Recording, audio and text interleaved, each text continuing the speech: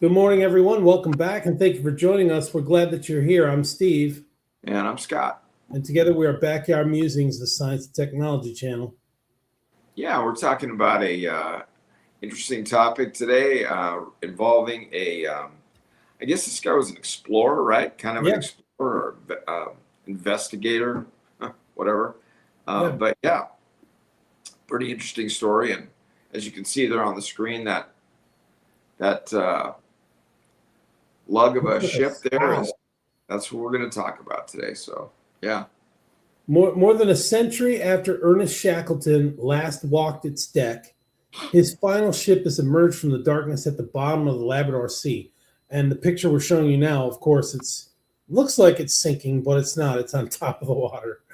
The first close up images of Quest is the vessel, is the undersea mission, reveal a vessel that is damaged but still unmistakable. Its bow, deck, and several portholes remain visible beneath pink corals, while cod, redfish, wolffish, and other marine life now move through the wreck. Would you like to know more? a joint expedition led by the Royal Canadian Geographical Society and Woods Hole Oceano- Oceanographic Institution captured the images using WHOI's Falcon remotely operated vehicle, so it must be like a little submarine, and the human occupied submersible named Alvin. Uh, the celebrated deep sea vehicle has also carried the first people to the wreck of the Titanic 40 years ago. And John Geiger, the expedition leader and CEO of Royal Canadian Geographical Society, joined Alvin's first dive to Quest and described the encounter as a moving experience. Okay, let's advance this slide. Surprised, yeah, with all the what you were mentioning about all the fish and everything and being um, in the coral reefs and everything, I can imagine that there were probably some people not too happy about them uh, Yeah. doing this. But All right, here's a quote. To see Shackleton's ship and to think that Shackleton was standing on that deck a century ago. At first, there was a lot of darkness, but suddenly the bow emerges as you are going towards it. It's incredible, said Geiger. Quest was discovered in 2024, resting upright about 1,280 feet below the surface. That expedition could only produce side scan sonar images, leaving the ship visible as an outline rather than a detailed wreck. yeah, so what is that? About a quarter of a mile, right? Not Yeah. not too deep, really, as ocean recoveries go. The latest mission allowed researchers to examine it directly for the first time. They found the main mast lying down and significant damage across the ship. Large fishing nets also covered parts of the wreck, blocking the team's view and raising concerns about the lasting effects of commercial activity on the ocean floor. So I wonder if those, I wonder, were those ocean nets part of this guy's ship, or were they ocean nets that were thrown out or dragged and then they got caught on the ship? I wonder. Probably got caught. Probably Yeah, got caught. Yeah. Really weird. yeah, Quote, there's a lot of damage to the ship, said Geiger. The nets are a sad story, limiting our ability to look at the wreck. I think we have to take responsibility for what we're doing to our oceans. That's a huge issue. That was the quote. Despite that damage, Quest has become a thriving artificial reef. Corals cling to its wooden remains, and fish shelter around a ship once built to survive some of the world's most hostile seas. yeah. So the sea life love it, right? Yeah, One more place to hang out. habitat. Yeah. Yeah. Chief Mission Specialist Mark Pathy, who helped locate the wreck with Geiger in 2024, returned to see it at a close range. He hopes the expedition will encourage a new generation to explore the planet with same curiosity associated with Shackleton and fellow polar explorer Robert Falcon Scott. Quote, I hope it inspires people to explore the planet to understand that there are undiscovered wonders to see. And we report on that all the time, Scott, and Yeah. experience out there. It really is a magical place, our planet, said Pathy. Quest occupies a unique place in exploration history because it became the setting for the final chapter of Shackleton's life. Shackleton is best remembered for the Endurance expedition, one of history's most extraordinary survival stories.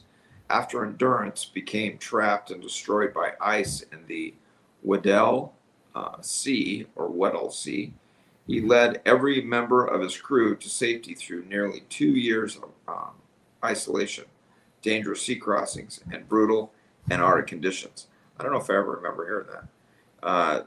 That's still mine too, right? Yep. He returned to the southern polar regions aboard Quest in 1921. Shackleton died on the ship in 1922 at age 47 while it was anchored at South Georgia before the expedition could fully begin. Huh. Interesting. That's not very, he's not a very old guy. Yeah. That led an exciting life, I'll tell you that. Yeah. Quest's story continued for another 4 decades. The vessel later returned to Arctic work, served during World War II, and resumed sailing after the war. On May 5th, 1962, ice floes crushed its hull near Labrador, sending it to the seabed. The crew escaped safely. Let's get another slide up here. Advance the side. There you go.